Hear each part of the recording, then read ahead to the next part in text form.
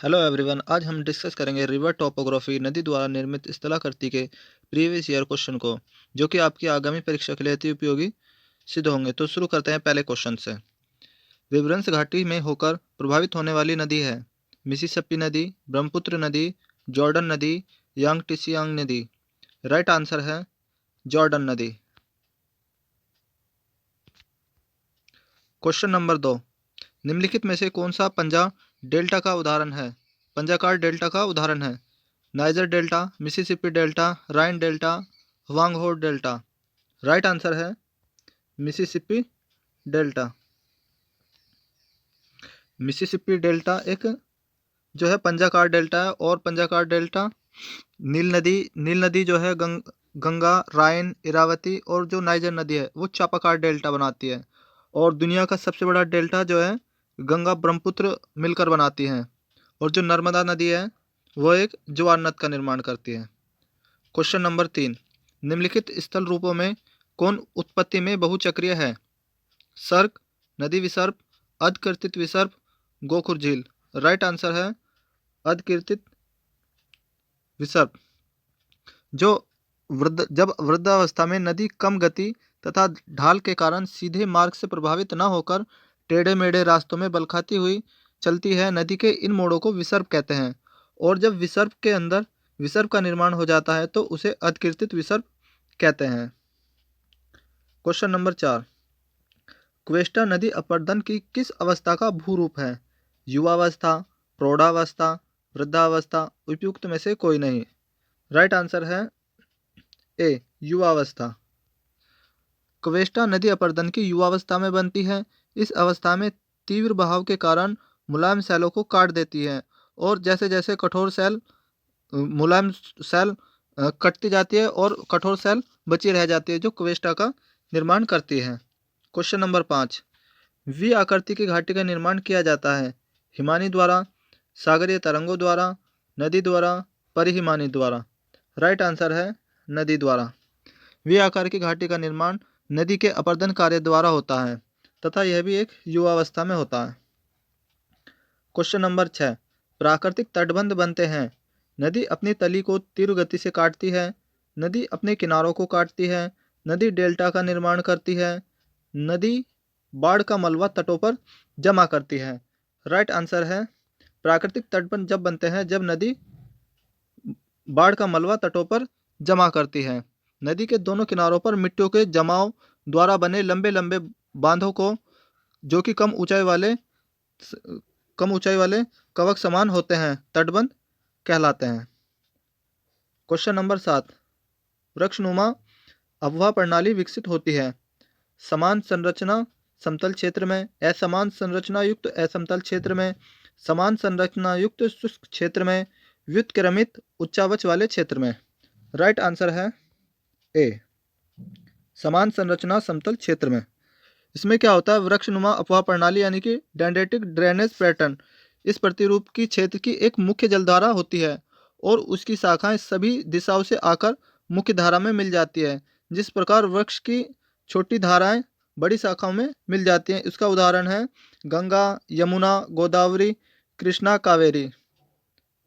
जैसे गंगा है, गंगा में बहुत सी सहायक नदियां हैं गंगा की, इसमें मिलती रहती हैं, तो ये एक प्रकार से पेड़ सा बन जाता है इसमें। जैसे कि मान लो ये मेन नदी है, ये इसमें यहाँ से आके मिल गई, ये इसमें यहाँ से आके मिल गई, ये यहाँ से आके मिल गई यहाँ से, तो इसमें एक पेड़ का निर्माण सा हो जाता है। क्वेश्चन नंबर 8, निम्नलिखित में से कौन सी नदी भ्रंश घाटी से प्रभावित होती है? कावेरी, महानदी, कृष्णा, ताप्ती। राइट आंसर है ताप्ती। ताप्ती के अलावा एक नदी है नर्मदा, वो भी भ्रंश घाटी से प्रवाहित होती है। क्वेश्चन नंबर 9, सरिता जीवन पूर्ण चक्र की संकल्पना को प्रतिपादित किया है G K Gilbert, James Hutton, W M Davis, L सिकिंग। राइट आंसर है W M Davis. Question number 10, निम्न में से कौन एक सरिता पूर्ववर्ती नहीं है? सिंधु, काली, यमुना, सतलज। राइट आंसर है यमुना। अब क्वेश्चन यहाँ आया है कि पूर्ववर्ती नदी है क्या। पूर्ववर्ती नदी वह नदी होती है जो नदियाँ हिमालय निर्माण से पहले से बहती बहती थी और अब भी उसी दिशा में बह रही है। इन धाराओं की दिशा ये क्या होती है, ये नदी अपनी धाराओं की दिशा में बड़े पर्वतों को काटकर गार्ज अथवा महाखंड का निर्माण करती है। ये पूर्ववर्ती नदियाँ कहलाती हैं, जैसे सिंधु हो गई, सतलज हो गई, ब्रह्मपुत्र, काली। तो ये क्या है, हिमालय की उत्पत्ति से पहले से बह रही है, तो इसलिए इन्हें पूर्ववर्ती नदी कहते हैं। पूर्ववर्ती या एंसीडेंट रिवर कहते हैं। क्वेश्चन नंबर 11, नदी घाटी जो क्षेत्र के समान ढाल के लंबवत विकसित होती है को कहा जाता है। प्रत्यानुवर्ती घाटी, अनुवर्ती घाटी, अक्रमवर्ती घाटी, परवर्ती घाटी। राइट आंसर है बी, अनुवर्ती घाटी। जो क्षेत्र के समान ढाल के लंबवत विकसित होती है उसको अनुवर्ती घाटी कहते हैं। इसमें वे नदियाँ जो समान ढाल की दिशा में बहती है अनुवर्ती नदियाँ कहलाती है। प्रायद्वीप की अधिकांश नदियाँ अनुवर्ती नदियाँ या कॉन्सिक्वेंट रिवर के उदाहरण हैं, जैसे गोदावरी, कृष्णा, कावेरी। क्वेश्चन नंबर 12, किसी नदी के खड़े पार्श्व वाली गहरी व संकीर्ण घाटी को कहते हैं। कगार, कटक, भृगु, महाखंड। राइट आंसर है डी, महाखंड। किसी नदी के खड़े पार्श्व वाली गहरी व संकीर्ण घाटी को महाखंड कहते हैं, जबकि नदी के किनारे वाले भाग को कगार कहते हैं। क्वेश्चन नंबर 13, निम्नलिखित में से कौन सा कथन असत्य है। परत अपरदन में गहरी नालियां बनती है। चीका मिट्टी के कण बहुत महीन होते हैं। काली मिट्टी को रूस में चरणोज्म कहा जाता है।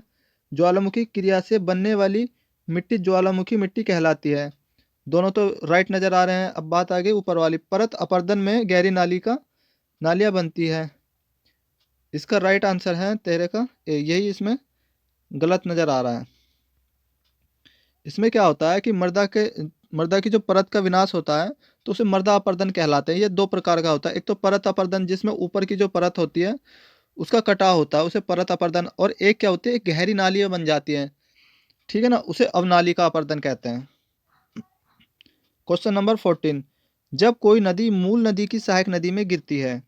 जब कोई नदी मूल नदी की सहायक नदी में गिरती है और मूल नदी के समानांतर किंतु विपरीत दिशा में बहती है तो वह प्रस्तुत करती है अनुवर्ती अपवाह, परवर्ती अपवाह, नवानुवर्ती अपवाह, प्रत्यानुवर्ती अपवाह। तो इसका राइट आंसर है डी, प्रत्यानुवर्ती अपवाह, यानी कि ऑब्सिक्वेंट। इसमें क्या होती है, प्रत्यावर्ती अपवाह में जो अनुवर्ती नदी के प्रवाह दिशा के विपरीत दिशा में प्रभावित होने वाली नदी को प्रत्यानुवर्ती नदी कहते हैं, अपवाह कहते हैं। जैसे नर्मदा के विपरीत सोन नदी बहती है। निकलती दोनों अमरकंटक से है, लेकिन जो वो है नर्मदा इधर चली जाती है अरब सागर की तरफ, और जो सोन नदी है ये गंगा में मिल जाती है। क्वेश्चन नंबर 15, निम्नलिखित में से किस आकृति का संबंध नदी के कार्यों से नहीं है। किस आकृति का संबंध नदी के कार्यों से नहीं है। जलप्रपात नदी से है बिल्कुल। गोखुर झील ये भी नदी बनाती है। बरखान ये नहीं है। वी आकार की घाटी भी बरखान, इसका राइट आंसर है बरखान। यह एक वायु निर्मित स्थलाकृति है। क्वेश्चन नंबर 16, आधार तल संकल्पना को प्रतिपादित किसने किया। Walther Penck, W.M. Davis, J.W. James हटन।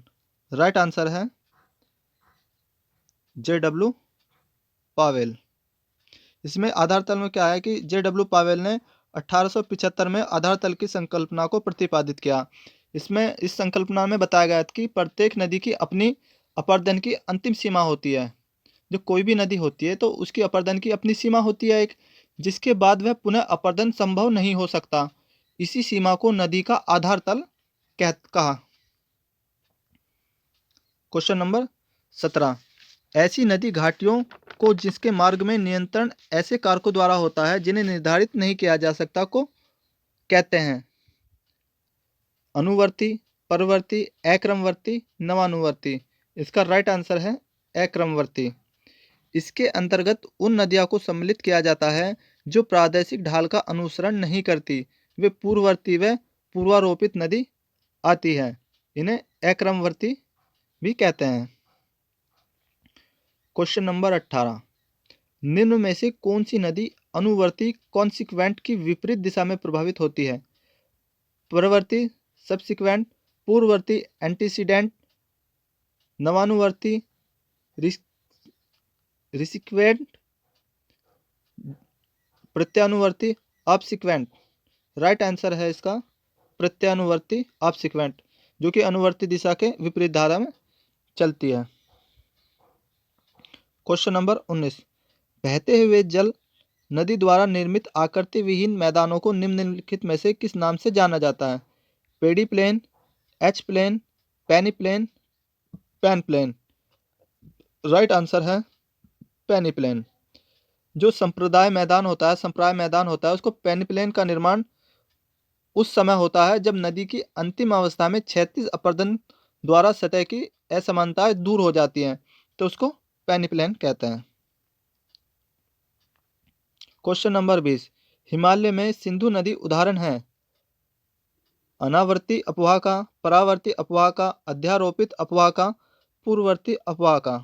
तो इसका राइट आंसर है अध्यारोपित, 20 का डी, पूर्ववर्ती अपवाह का।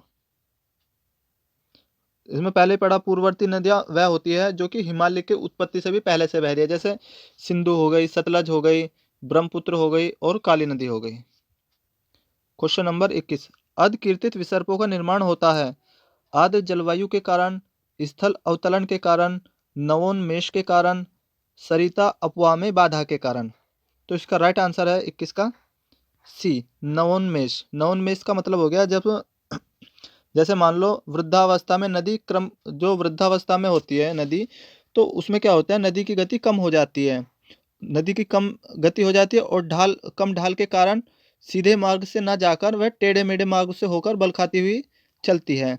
नदी के इन मोड़ों को विसर्प कहते हैं। जब यह प्रथम चक्र में नदी चौड़े विसर्पों का निर्माण करती है तथा क्या होता है इसमें, यदि इस अवस्था में उस स्थल का उत्थान हो जाए, मतलब ऊपर की तरफ उभर जाए वो जगह, तो उसे क्या होता है, नदी में नवोन्मेष हो जाता है। क्वेश्चन नंबर 22, नदी में निम्न में से अध्यारोपित नदी के विषय में सही है? इसकी संरचना के साथ पूर्ण सामंजस्य होता है, यह प्रादेशिक ढाल का अनुकरण करती है, यह शैल संधियों के सहारे प्रभावित होती है, यह संरचना के आर पार प्रभावित होती है।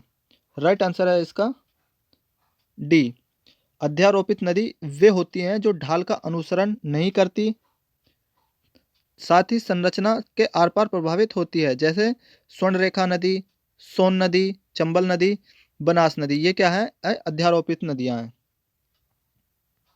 क्वेश्चन नंबर 23, निम्न में से किसने सरिता श्रेणीकरण की सरिता खंड विधि का प्रतिपादन किया है? R L Srivastava, A N stroller, I E Horton, A E सिडगर। Right answer है इसका B, A N stroller. Question number 24, नदी अपहरण की अधिक संभावना होती है जब आधार तल ऊंचा होगा, आधार तल नीचे होगा, किसी जल विभाजक के दोनों ओर ढाल प्रवणता समान होगी, किसी जल विभाजक के दोनों ओर ढाल प्रवणता में अधिक अंतर होगा। राइट आंसर है इसका डी। सीधी सी बात है, जो नदी के किनारे हैं, जो नदी के किनारे हैं, जल विभाजक हैं, उनमें जब अंतर ज़्यादा होगा कि एक ज़्यादा ऊंची होगी एक ज़्यादा छोटी होगी किनारे, तो प्रवणता में अधिक अंतर होगा, तो नदी अपहरण की अधिक संभावना होगी। क्वेश्चन नंबर 25, नदियों से निकल कर पहाड़ियों में सभी दिशाओं में फैल जाने वाला रूप चित्र है? सैंडीपेटल, डेंड्रिटिक, ट्रेलिस, रेडियल मैडर। राइट आंसर है डी, रेडियल। इसमें क्या होता है कि जैसे मान लो ये है नदियाँ, यहाँ से भी निकल रही, यहाँ से भी निकल रही, चारों तरफ ये फैल जाती हैं, तो ये कौन सा पैटर्न है, यह है रेडियल पैटर्न। इसमें क्या होती है, नदी एक किसी पहाड़ी के चारों तरफ से निकल रही है, इधर से भी निकल रही है, इसमें इधर से भी निकल रही है। इसमें से इसका उदाहरण है अमरकंटक से निकलने वाली नर्मदा व सोन नदी। क्वेश्चन नंबर 26, निम्नलिखित में से किस प्रकार का व्यवस्थापन पैटर्न नदियों के संगम पर पाया जाता है? त्रिकोणीय पैटर्न, परिपत्र या अर्ध परिपत्र पैटर्न, नेबुलर पैटर्न, स्टार आकार का पैटर्न। राइट आंसर है त्रिकोणीय पैटर्न। इसमें क्या होता है त्रिकोणीय पैटर्न में, जैसे आपको मान लो इधर से एक नदी आ रही है, इधर से एक है, एक इधर चली गई, तो ये क्या हो गया त्रिकोणीय पैटर्न हो गया। यहाँ पे बसाओ, ठीक है ना, नदियों के संगम पर, जैसे कि इलाहाबाद में आपका त्रिवेणी का संगम है, ठीक है ना, जिसमें गंगा, यमुना और सरस्वती तीन नदियों आके मिलती हैं, उस तरीके से। निम्न में से कौन एक सही मिलान है? जल गर्तिका, काष्ठ स्थलाकृति, अपर्दन। ऑप्शन बी जल गर्तिका, नदी स्थलाकृति, निक्षेपण। ऑप्शन सी जल गर्तिका, काष्ठ स्थलाकृति, निक्षेपण। ऑप्शन डी जल गर्तिका, नदी स्थलाकृति, अपर्दन। ऑप्शन ई जल गर्तिका, वायोड, एलोवियल, स्थलाकृति, अपर्दन। तो जल गर्तिका तो सबसे पहले आएगी, उसके बाद है इसका, उसके बाद आएगी नदी स्थलाकृति। कास्ट में तो आएगा नहीं क्योंकि जलगर्तिका, नदी स्थलाकृति, तो बी और डी। इसके बाद क्या होगा निक्षेपण, निक्षेपण नहीं होगा, उसके बाद होगा अपर्दन। तो इसका राइट आंसर है डी। क्वेश्चन नंबर 28 पे चलते हैं। निम्नलिखित में से कौन सी मौसम संबंधी आपदा है? बाढ़, भूस्खलन, हिमघाव या एवलांच। एवलांच वो होता है जैसे बर्फ एकदम से गिर जाती है, उसे एवलांच कहते हैं। डी है बादल फटना। तो मौसम संबंधी इसमें एक ही है, बादल फटना। राइट आंसर है इसका डी। निम्नलिखित में से कौन सी विशेषता प्रायद्वीपीय नदियों में नहीं होती? उथले घाटियों के माध्यम से प्रवाह, मौसमी प्रवाह, थोड़ी कटावदार गतिविधि, घुमावदार प्रवृत्ति, अक्सर अपने तटों को स्थानांतरित करना। तो प्रायद्वीपीय नदियों में नहीं होती, उथले घाटियों से प्रभावित ये भी होती है। बी मौसमी प्रवाह, हाँ मौसमी प्रवाह है, जब मतलब मानसून बारिश होती है तब इसमें प्रवाह अधिक होता है। थोड़ी कटावदार गति ये भी होती है, इसमें ये नहीं होती। इसका आंसर है डी घुमावदार प्रवृत्ति, अक्सर अपने तटों को स्थानांतरित करना। ये जो हिमालय द्वारा उत्पत्ति होती है जिन नदियों की, उन नदियों में ऐसा होता है। तो इसका राइट आंसर है डी। Question number 30। गोखुर झील की स्थलाकृति निर्मित होती है? युवावस्था में नदी के कटाव में, नदी द्वारा परिवहन की क्रिया से, प्रौढ़ा अवस्था में नदी के कटाव से, वृद्धा अवस्था में नदी के निक्षेप से। इसका राइट आंसर है सी प्रौढ़ा अवस्था में नदी के कटाव से।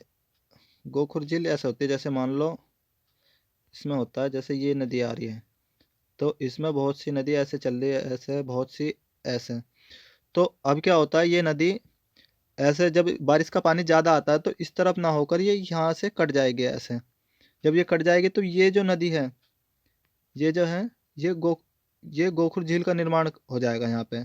तो नदी जब बाढ़ का पानी ज़्यादा आएगा तो इधर ना घुस के, इस तरफ ना आके, तो ये सीधी ऐसे निकल जाएगी, तो यहाँ पे गोखुर झील का निर्माण हो जाएगा। Question number 31। नदियों के डेल्टाओं के सहारे अधिवास किस प्रतिरूप के होते हैं? आर्य प्रतिरूप, तारा प्रतिरूप, पंखा प्रतिरूप, अनियमित प्रतिरूप। राइट आंसर है इसका सी पंखा प्रतिरूप।